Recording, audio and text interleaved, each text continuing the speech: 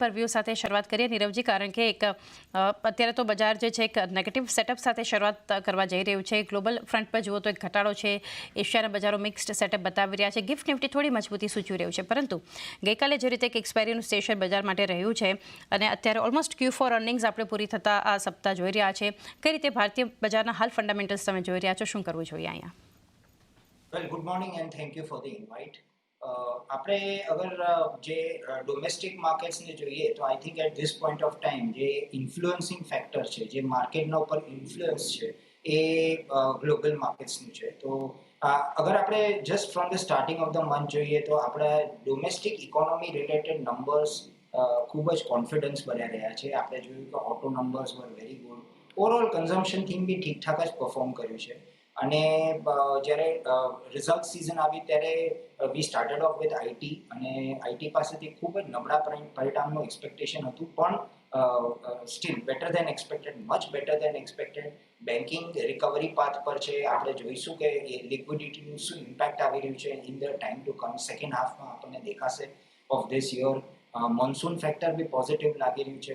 V are seeing early onset of monsoons. Infrastructure activity pickup થઈ રહી છે. રેલવેઝે perform કર્યું છે સારું. ડિફેન્સ આપણે જોયું, આજે લિમિટેડ કોન્ફ્લિક્ટ આપણે જોયું વિથ પાકિસ્તાન.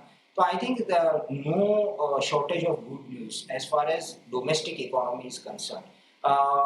આપણે રિઝલ્ટ સિઝનમાં બી it's been a fairly good result season also. કોઈ મેજર એવી ડિસઅપોઇન્ટમેન્ટ આપણને નથી દેખાઈ. Metals have been performing well. Overall અગર આપણે જોઈએ તો fabric of the market is looking quite good. અને આઈ થિંક એ જ એક રીઝન હતું કે we have seen a good run-up in the Nifty. 15-16% જે આપણે રનઅપ જોયું, that is on account of this. હવે કન્સોલિડેશન ઇઝ નેચરલ માર્કેટમાં, કે એક કન્સોલિડેશનનું ફેઝ આવશે. અને હમણાં આપણે જોયું કે because of the developments which are happening again in US, એક આપણે જોયું કે ગઈકાલે બી જે ટેક્સ બિલ છે એ બહુ નેરો રીતે હાઉસ ઓફ રિપ્રેઝેન્ટેટિવ્સમાં પાસ થઈ ગયું છે. અને આ જે બિલ છે ઇટ ઇઝ પ્રપોઝિંગ ટેક્સ કટ્સ અને rise in the military spending, જેના કારણે જે યુએસનું નેશનલ ડેટ છે એ $3.8 ટ્રિલિયન વધી શકે છે. એના કારણે ફિસ્કલ ડેફિસિટ પર બર્ડન આવશે, બોરોઇંગ્સ પર બર્ડન આવશે, બોરોઇંગ્સ વધશે. એના કારણે બોન્ડ યીલ્ડમાં શૂટ અપ થઈ ગયું છે.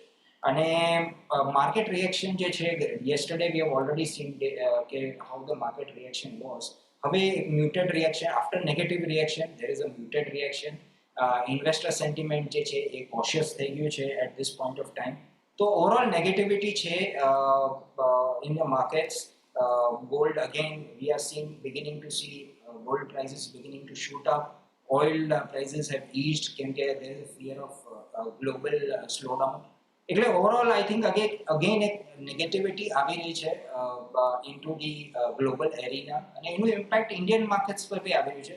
But having said that I think still એક કોન્ફિડન્સ છે કે any fall in the domestic markets એક ડેફિનેટલી એક ઓપોર્ચ્યુનિટી જ છે to accumulate the stocks. And case in point અગર આપણે જોઈએ તો એક ફાર્મા સેક્ટર છે, એમાં કેટલું બધું નેગેટિવ આપણે જોયું at one point of time, પણ ઇવેન્ચ્યુઅલી આપણે જોયું કે ટર્ન અરાઉન્ડ થઈ જ ગયું અને અગેન પોઝિટિવ સેન્ટિમેન્ટ દેખાવા લાગ્યો. તો I think that broadly reflects on the entire market કે after negative news we are definitely coming out of that, અને એક પોઝિટિવિટી દેખાઈ જ રહી છે. રોલ એક સેટ